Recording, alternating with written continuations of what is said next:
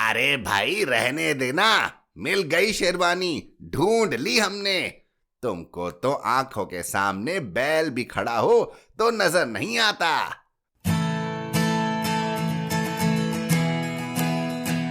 आप सुन रहे हैं कहानी जानी अनजानी पीयूष अग्रवाल के साथ। चलिए आज की कहानी का सफर शुरू करते हैं।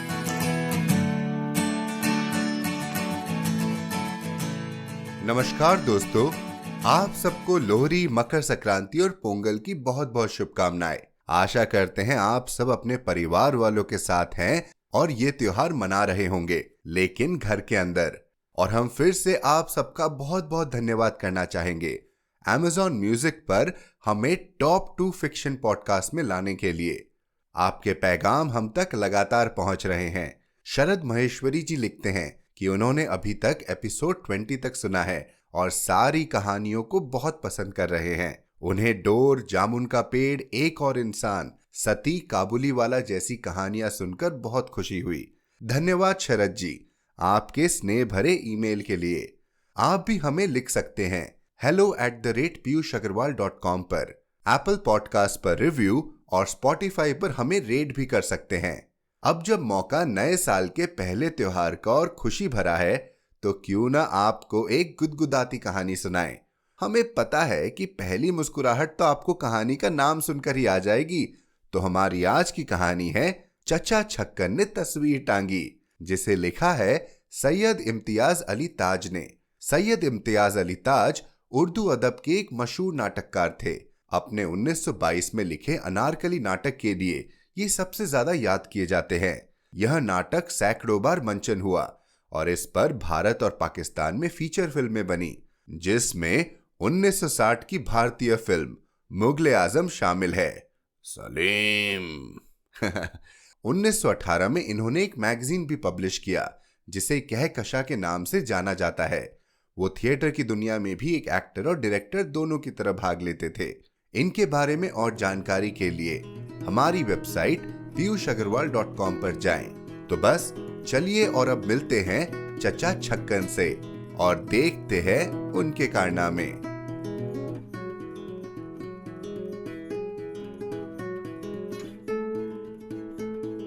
चचा छक्कन ने तस्वीर टांगी। सैयद इम्तियाज अली ताज। चचा छक्कन कभी कभार कोई काम अपने जिम्मे क्या ले लेते हैं, घर भर को तिगनी का नाच नचा देते हैं। आबे लौंडे, जाबे लौंडे, ये कीजो, अरे वो दीजो। घर बाजार एक हो जाता है। दूर क्यों जाओ, परसों की ही बात है, दुकान से तस्वीर का चौकटा लगकर आया। उस वक्त तो दीवान खाने में रख दी गई। कल शाम चची की नजर उस पर पड़ी, बोली, छुट्टन के अब्बा, तस्वीर कब से रखी हुई है, खैर से बच्चों का घर ठहरा, कहीं टूट फूट गई तो बैठे बिठाए ₹1-2 का धक्का लग जाएगा, कौन टांगेगा इसको। और कौन टांगेगा, मैं खुद टांगूंगा। कौन सी ऐसी दूध की नदी निकालनी है, रहने दो, मैं अभी सब कुछ खुद ही किए लेता हूं। कहने के साथ ही चचा शेरवानी उतार कर तस्वीर टांगने के लिए तैयार हो गए। इमामी से कहा, बीवी से 2 आने लेकर कीले ले आ। उधर वो दरवाजे से निकला, इधर मोदे से कहा, अब मोदे, इमामी के पीछे जा, कहियो 3-3 इंच की ही कीले, भाग कर जाली जो उसे रास्ते में ही। लीजिए, तस्वीर टांगने का काम शुरू हुआ और अब आई घर भर की शामत। नन्हे को पुकारा, ओ नन्हे, जाना जरा मेरा हथौड़ा ले आना। बन्नू, जाओ अपने बस्ते में से चफ्ती लकड़ी की तख्ती निकाल लाओ, और सीढ़ी की जरूरत भी तो होगी हमको। अरे भाई लल्लू, जरा तुम जाकर किसी से कह देते सीढ़ी यहां आकर लगा दे, और देखना वो लकड़ी के तख्ते वाली कुर्सी भी लेते आते तो खूब होता। छुट्टन बेटे, चाय पी ली तुमने? जरा जाना तो अपने पड़ोसी मीर बाकिर अली के घर कहना अब्बा ने सलाम कहा है और पूछा है आपकी टांग अब कैसी है? और कहियो, वो जो है ना आपके पास, क्या नाम है उसका? ए लो, भूल गया। हाँ, पलवल था कि टलवल, अल्लाह जाने क्या था। खैर, वो कुछ ही था। तो यूं कह दीजो कि वो जो आपके पास आला है ना, जिससे सीध मालूम होती है, वो जरा दे दीजिए, तस्वीर टांगनी है। जाइयो मेरे बेटे, पर देखना, सलाम जरूर करना और टांग का पूछना ना भूलना। हाँ, अच्छा। अरे, ये तुम कहाँ चल दिए लल्लू? कहाँ ना, जरा यहीं ठहरे रहो, सीढ़ी पर रोशनी कौन दिखाएगा हमको? आ गया इमामी, ले आया कीले, मोदा मिल गया था, 3-3 इंच ही की है ना, बस बहुत ठीक है। ए लो, सूतली मंगवाने का तो ख्याल ही नहीं रहा, अब क्या करूं? अरे जाना मेरे भाई, जल्दी से हवा की तरह जा और देखियो, बस गज सवा गज हो सूतली, न बहुत मोटी हो न पतली, कह देना तस्वीर टांगने को चाहिए। हाँ, ले आया। ओ वीदो, वीदो कहाँ गया? वीदो मियाँ, इस वक्त सबको अपने अपने काम की सूझी है, यूं नहीं कि आकर जरा हाथ बटाए। यहां आओ, तुम कुर्सी पर चढ़कर मुझे तस्वीर पकड़ाना। लीजिए साहब, खुदा खुदा करके तस्वीर टांगने का वक्त आया, मगर होनी का चक्कर। चचा उसे उठाकर जरा वजन कर रहे थे कि हाथ से छूट गई, गिरकर शीशा चूर चूर हो गया। सब एक दूसरे का मुंह तकने लगे। चचा ने थोड़ा शर्मिंदा होकर किरचों का मुआयना शुरू किया कि तभी उंगली में शीशा चुभ गया, खून बहने लगा। तस्वीर को भूल अपना रुमाल तलाश करने लगे। रुमाल कहां से मिले? रुमाल था शेरवानी की जेब में, शेरवानी उतार कर न जाने कहां रखी थी। अब जनाब घर भर ने तस्वीर टांगने का सामान तो ताक पर रखा और शेरवानी की ढूंढ मच गई। चचा मियां कमरे में नाचते फिर रहे हैं, कभी इससे टक्कर खाते हैं, कभी उससे। सारे घर में किसी को इतनी समझ नहीं कि मेरी शेरवानी ढूंढ निकाले। उम्र भर ऐसे निकम्मों से पालाना पड़ा था। और क्या झूठ कहता हूं, कुछ 6-6 आदमी हैं और एक शेरवानी नहीं ढूंढ सकते, जो अभी 5 मिनट भी तो नहीं हुए मैंने उतार कर रखी है भाई। इतने में आप किसी जगह से बैठे बैठे उठते हैं और देखते हैं कि शेरवानी पर ही बैठे हुए थे। अब पुकार पुकार कर कह रहे हैं, अरे भाई रहने देना, मिल गई शेरवानी, ढूंढ ली हमने। तुमको तो आंखों के सामने बैल भी खड़ा हो तो नजर नहीं आता। आधे घंटे तक उंगली बंधती बंधाती रही। नया शीशा मंगवाकर चौकटे में जड़ा और तमाम किस्से तय करने पर 2 घंटे बाद फिर तस्वीर टांगने की समस्या सामने आई। औजार आए, सीढ़ी आई, चौकी आई, शम्मा लाई गई। चचा जान सीढ़ी पर चढ़ रहे हैं और घर भर, जिसमें मामा और कहरी भी शामिल है, नीम दायरे की सूरत में मदद करने के लिए कील कांटे से लेस खड़े हैं। 2 आदमियों ने सीढ़ी पकड़ी तो चचा जान ने उस पर कदम रखा। ऊपर पहुंचे, एक ने कुर्सी पर चढ़कर कीलें बढ़ाई। चचा ने एक कील पकड़ ली, दूसरे ने हथौड़ा ऊपर पहुंचाया। चचा ने हथौड़ा संभाला ही था कि कील हाथ से छूटकर नीचे गिर पड़ी। खिसियानी आवाज में बोले, ए लो, अब कमबख्त कील छूट कर गिर पड़ी, अरे देखना कहां गई। अब जनाब सबके सब घुटनों के बल टटोल टटोल कर कील तलाश कर रहे हैं और चचा मियां सीढ़ी पर खड़े होकर लगातार बड़बड़ा रहे हैं, अब मिली? अरे कमबख्तो, ढूंढो, अब तक तो मैं 100 बार तलाश कर लेता, अब मैं रात भर सीढ़ी पर खड़ा खड़ा सूखा करूंगा। अरे नहीं मिलती तो दूसरी ही दे दो अंधो। ये सुनकर सबकी जान में जान आती है तो पहली कील मिल ही जाती है। अब कील चचा जान के हाथ में पहुंचाते हैं तो मालूम होता है कि इतनी देर में हथौड़ा गायब हो चुका है। अरे रे रे रे, ये हथौड़ा कहाँ गया? कहाँ रखा था मैंने?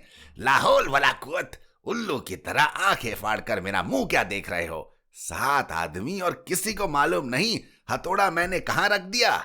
बड़ी मुसीबतों से हथौड़ा का सुरारा निकाला और कील गड़ने की नौबत आई। अब आप ये भूल बैठे हैं कि मापने के बाद कील गाड़ने को दीवार पर निशान किस जगह लगाया था। सब बारी बारी कुर्सी पर चढ़कर कोशिश कर रहे हैं कि शायद निशान नजर आ जाए। हर एक को अलग अलग जगह निशान दिखाई देता है। चचा सबको बारी बारी उल्लू गधा कह कहकर कुर्सी से उतर जाने का हुक्म दे रहे हैं। आखिर फिर चफ्ती ली और कोने से तस्वीर टांगने की जगह को दोबारा मापना शुरू किया। सामने की तस्वीर कोने से 35 इंच के फासले पर लगी हुई थी। 12 और 12 के कितने इंच? और बच्चों को जबानी हिसाब का सवाल मिला। बच्चों ने तेज आवाज में सवाल हल करना शुरू किया और जवाब निकला तो किसी का कुछ था और किसी का कुछ। एक ने दूसरे को गलत बताया। इसी तू मैं में सब भूल बैठे कि असल सवाल क्या था। नए सिरे से माप लेने की जरूरत पड़ गई। अब चचा चफ्ती से नहीं मापते, सूतली से मापने का इरादा रखते हैं। सीढ़ी पर 35 डिग्री का कोण बनाकर सूतली का सिरा कोने तक पहुंचाने की कोशिश में है कि सूतली हाथ से छूट जाती है। आप तपाक कर पकड़ना चाहते हैं कि इसी कोशिश में जमीन पर आ जाते हैं। कोने में सितार रखा था, उसके तमाम तार चचा जान के बोझ से अचानक झंझना कर टुकड़े टुकड़े हो जाते हैं। अब चचा जान की जबान से जो सभ्य शब्द निकलते हैं सुनने के काबिल हैं, मगर चची रोक देती है और कहती है कि अपनी उम्र का नहीं तो इन बच्चों का ही ख्याल करो। बहुत मुश्किल के बाद चचा जान नए सिरे से कील गाड़ने की जगह निश्चित करते हैं।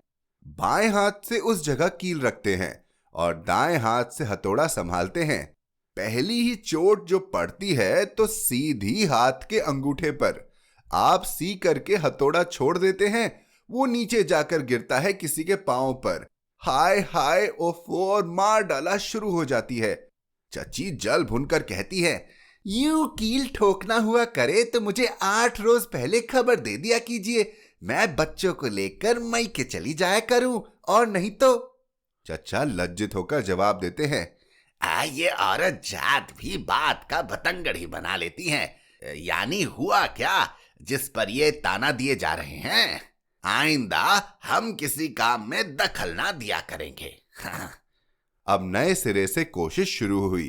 कील पर दूसरी चोट जो पड़ी तो उस जगह का प्लास्टर नरम था। पूरी की पूरी कील और आधा हथौड़ा दीवार में। चचा अचानक कील गड़ जाने से इस जोर से दीवार से टकराए कि नाक गैरत वाली होती तो पिचक कर रह जाती। इसके बाद फिर नए सिरे से चफ्ती और रस्सी तलाश की गई और कील गाड़ने की नई जगह निश्चित हुई। और कोई आधी रात का वक्त होगा जब खुदा खुदा करके तस्वीर टंगी। वो भी कैसी? टेढ़ी और इतनी झुकी हुई कि जैसे अब सर पर आई। चारों तरफ गज गज भर दीवार की ये हालत गोया चांद मारी यानी गोलीबारी होती रही है। चचा के सिवा बाकी सब थकान से चूर नींद में झूम रहे हैं। अब आखिरी सीढ़ी पर से धम से जो उतरते हैं तो कहरी गरीब के पांव पर पांव। बेचारी के पांव में छाले थे, तड़प ही तो उठी। चचा उसकी चीख सुनकर जरा बदहवास हुए, मगर पल भर में दाढ़ी पर हाथ फेर कर बोले, अरे इतनी सी बात थी, लग भी गई। लोग इसके लिए मिस्त्री बुलवाया करते हैं।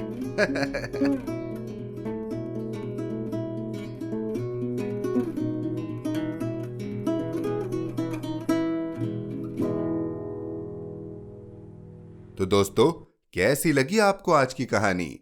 चचा छक्कन की तस्वीर तो टंग गई, लेकिन क्या आपके पास उनके लिए कोई राय है? अगर है तो हमें hello@piyushagarwal.com पर लिख कर बताएं। और हाँ, अगर आप चाहते हैं कि हम ऐसी कहानियां लाते रहें तो भी जरूर लिखें। इसी के साथ बता दूं, कहानी जानी अनजानी एक सेल्फ फंडेड पॉडकास्ट है, लेकिन आप अपने योगदान से हमें सपोर्ट कर सकते हैं, चाहे वो 500 रुपए हो या $50। आपके छोटे से छोटे योगदान से भी हमें आगे बढ़ते रहने की शक्ति मिलेगी। सभी सपोर्टर्स का नाम हमारे वेबसाइट पर डिस्प्ले किया जाएगा। सपोर्ट कैसे करना है इसकी जानकारी के लिए piyushagarwal.com पर सपोर्ट द शो लिंक पर क्लिक करें। आप जिस भी ऐप पर यह पॉडकास्ट सुन रहे हैं, हमें सब्सक्राइब या फॉलो करना ना भूलें। हर शुक्रवार आप तक नई कहानियां लाने का श्रेय मैं अपनी टीम को देना चाहूंगा। आज के एपिसोड की प्रोड्यूसर हैं देवांशी बत्रा। आप सुन रहे थे कहानी जानी अनजानी पीयूष अग्रवाल के साथ, जो कि इंडी पॉडकास्टर की एक पेशकश है। तो हम आपसे मिलते रहेंगे हर शुक्रवार। तब तक के लिए अपना ध्यान रखिए, स्वस्थ रहिए और मुस्कुराते रहिए।